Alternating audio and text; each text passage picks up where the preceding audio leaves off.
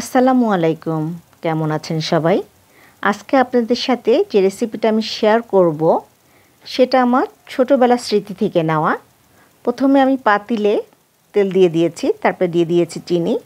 চিনি রান্নার রং কি সুন্দর করে এবং খাবারের স্বাদ বাড়ায়। তারপরে আমি দিয়ে দিচ্ছি পেঁয়াজ কুচি। এটাকে আমি সামান্য ভেজে নিব। আর আমি গরুর মাংসটাকে আগেই আদা রসুন বাটা, ধনে জিরা আর সামান্য হলুদ দিয়ে মেখে রেখেছিলাম। সাথে দিয়ে দিয়েছিলাম গরম মশলা। আমি মাংসটাকে অল্প কষিয়ে নিয়েছি।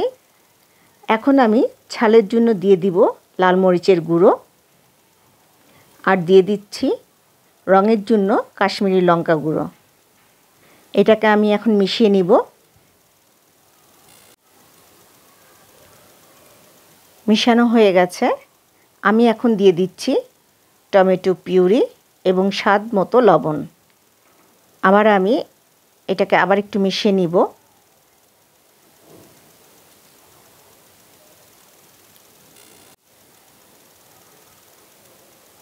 মেশানো হয়ে গেছে।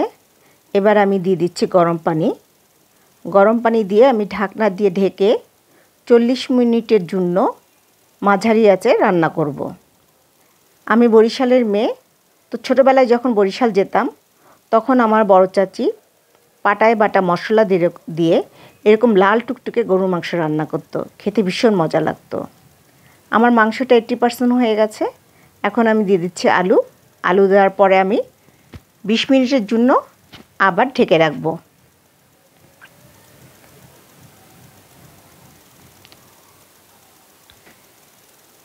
আমরা বরিশালের মানুষরা ঝোলকে সুররা বলি। তো আমার সকল বরিশালের মানুষদের জন্য আমার আজকের এই রান্না। আর আমার রান্নার নাম আজকে হচ্ছে গরুর মাংসের লাল সুররা। আপনারা অবশ্যই ট্রাই করে দেখবেন আমার এই মাংসটা। আর এই মাংসটা একান্ত আমার নিজের মতো রান্না করা।